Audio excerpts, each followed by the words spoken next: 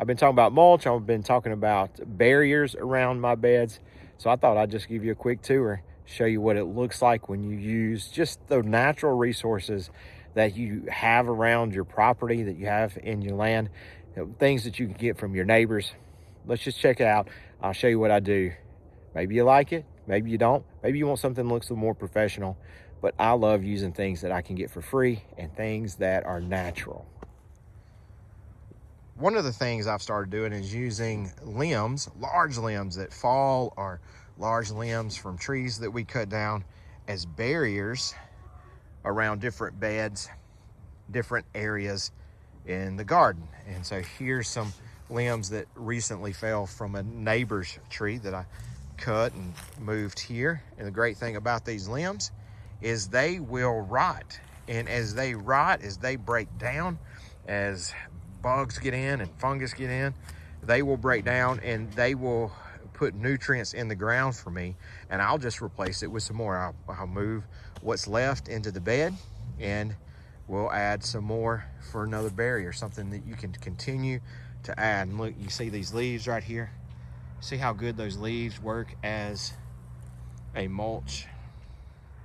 And so here we have some blackberries. There, we're gonna add a little more mulch too. And here, we actually have started putting flowers in to help bring in some pollinators. Now on the other side, we have some blueberries here. And I am gonna have a little bit of trouble. It's way too early for them to be coming to bloom. It is what it is, you can't control that. But I use pine straw, and I hadn't added pine straw to this bed yet, but I'll show you one that I have. And I'm gonna show you why I use the pine straw. Look at this. See how it holds that moisture? And then the further you go down, you see how it breaks down?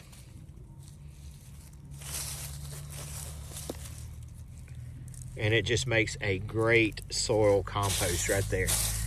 And so I'll just continue to stack that pine straw on top of that pine straw, and there'll be layers, and there'll be fresh pine straw along with that that's broken down. You just continue to add to it every year, and it makes for a wonderful bed. And if you see on the other side here, this is where I put my rotten hay that I'd gotten from a friend. It had gotten wet and it had fungus in it. Now some people say mold. Mold is a fungus, and so yes, both are right, fungus and mold. And it's also a good source of healthy bacteria that'll help break that down over the years. And it's not the prettiest, and so I will probably come on top of this straw and put a layer of fresh pine straw too. And speaking of fresh pine straw, here it is. So right here under these blackberries, these are the Ponca blackberries.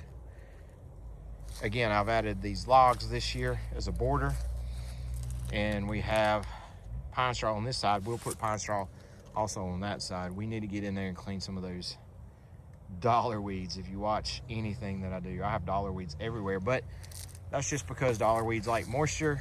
You want to keep moisture in your ground. I mean, what are you going to do? You just do the best you can, fight them, and keep going. So here's pine straw as a mulch there. That looks good. And so if you kind of look, you got the pine straw here on your left hand side, and that straw or hay on the right hand side. And so again, I know if I have enough, I'm gonna put pine straw on top of that hay. And so, and you look across, it's just a great way. And as you can see, all this is some elderberry that I have. It's gonna be pruned back heavily, obviously this winter, but you can see underneath it had pine straw, thick layer of pine straw has broken down. And so that pine straw is gonna break down very quickly. Over here, we had pine straw underneath these pear trees. And as you can see, it's broken down. This is just 1 year. That's 1 year. Put it down last year, and it's already broken down. Yeah, Okay, I'm gonna go ahead and show you this since I'm here. This is a trick I saw. You can get you a nice big stone. This is some wire. Put it on your tree, and that will weigh that limb down and help make those limbs more horizontal. So you'll see me have those here and there. And so you'll see that. And the only other type of mulch that I use in the garden is this little area right here for my prickly pear. I just use rocks. I could have used straw. I just wanted the look. And here's where it all started, right here. You can see there's old logs, how they start to break down, how I'm able to add mulch every year, and you can see how it's starting to build that soil up. And this is probably a good 6 inches above all the area around, so the water drains really well, and I have lots of stuff growing in there. And then finally, here's some leaves. I have a row of muscadines right here. You can see the leaves there that I used. Have some saffron growing in here. Put that in this year.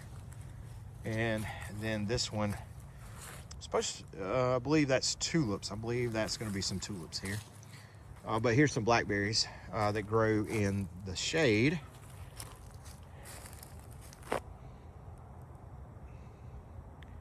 And as you can see, those leaves make a great mulch for that. I also use leaves and straw for my garlic. So even here you can see where I use the logs. This is where I used them originally, and they're breaking down already. They've only been there for a short time. And I like it so much. This is what inspired me to do it other places. It allows for you to build that soil up. It really sets a barrier, a boundary for you, so you know where to keep those weeds out. And you can plant all kinds of other things in here. So these are potato onions. And I have some other things in it, but as you can see, it kind of sets it apart as a bed. I know some people are like theirs a little more wild. I'm okay with wild, but I don't know. I like mine a little more orderly. I'm just kind of weird that way. It's just what I grew up doing. So I like the wild look. I love watching other people's channels, and I love the paths that just kind of snake through. But for me, I guess straight lines. I like straight lines. What can I say? But not too straight.